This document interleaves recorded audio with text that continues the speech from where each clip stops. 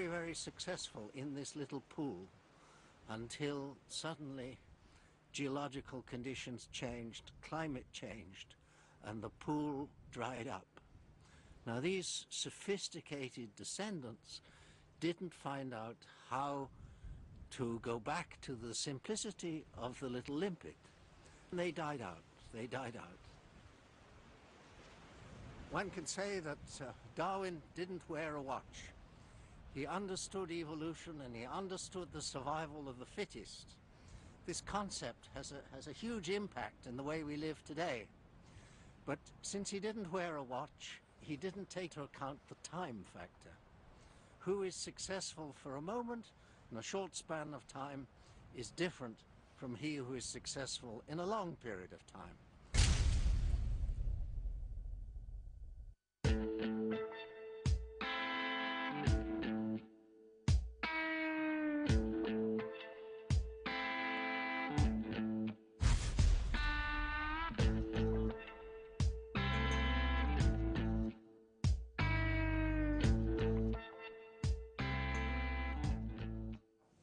Land conversion is accelerating and spreading to more and more marginal land.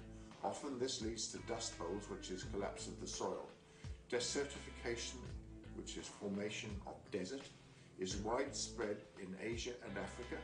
For example, Nigeria is losing 351,000 hectares per year. Iran lost 124 villages buried under sand in 2002. Afghanistan has recently lost 100 villages. China is losing land to desert at the rate of 3,600 square kilometers per year. That's square kilometers per year. Mexico and Brazil are losing to desertification. Deforestation is rampant in Brazil, Madagascar, Mozambique, Malawi, the Philippines, Burma, and Russia. And Haiti is a basket case. You're seeing many of the great rivers of the world no longer reach the sea, or at the very best are reduced to a trickle in the dry season. Many inland seas and lakes are drying up, such as Lake Chad. And you can see some pictures, satellite pictures of Lake Chad. The little bit of blue in the 1997 is all the water that's left. Even the Sea of Galilee, apparently in many parts of where the Sea of Galilee used to be, it's now possible to cross the Sea of Galilee without miraculous powers. Underground aquifers are falling all over the world at the rate of 1 to 6 meters per year. For example, in the Hebei province in China, which surrounds Beijing, they have lost 969 out of 1,052 their lakes. They've dried up. That's 92%. Beijing is now having to sink bores 1,000 meters down to try to reach water, and they're having to pump water 1,500 kilometers from the Yangtze River just to keep going. So we expect millions of water refugees in the coming decades. We have put more nitrogen fertilizer on the soil since 1985 than ever in all of human history prior to that time. The world is losing about 6% of its forests per decade. New Zealand lost 37,600 hectares to agricultural production last year, which is 3 times the area we currently have under grapes and 3 times the area we currently have a kiwi fruit. So much as we might fancy ourselves, we are in fact no better than anybody else. However, in contrast, South Korea has managed to reforest its denuded landscape. After the Korean War, there was not a tree standing. South Korea has reinstated 65% of their forest cover, with a massive consequent reduction in floods and landslides. So good old South Korea. And that's in marked contrast to what's happening in North Korea.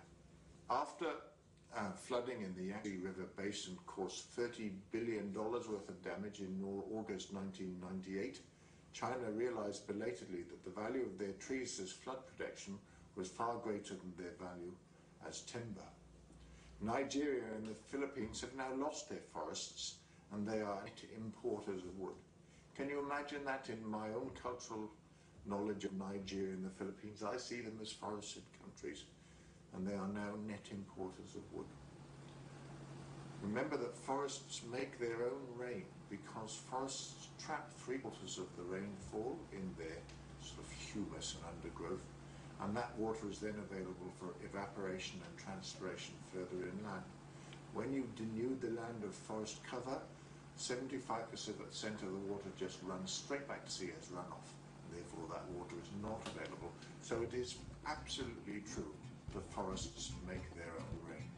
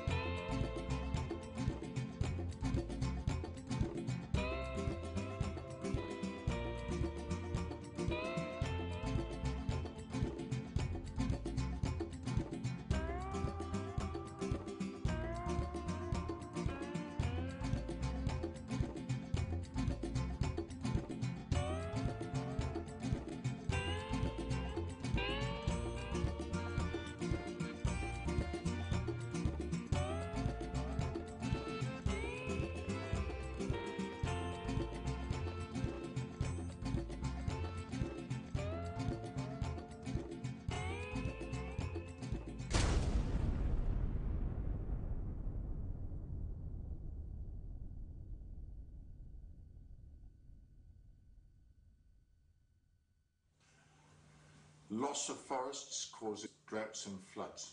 Loss of topsoil causes deteriorating cropland and rangeland. It causes dust bowls and ultimately desertification, especially in Asia and Africa, which house 73% of the world's population.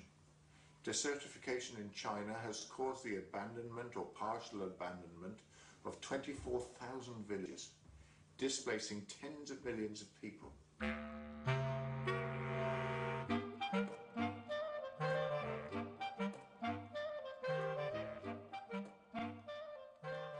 Now, the US pulled out of the Kyoto Agreement because they said that compliance would cost it between $13 and $397 billion, which they deemed was too much. However, if atmospheric pollution doubles on prehistoric levels, pre-industrial levels, the Americans can expect to lose $70 billion every year, and that's expected by 2050, of which health costs alone will be $16 billion a year. For the Americans, the net cost either of complying or not complying with Kyoto would be very, very high. The compliance cost represents 1% of the US's current GDP.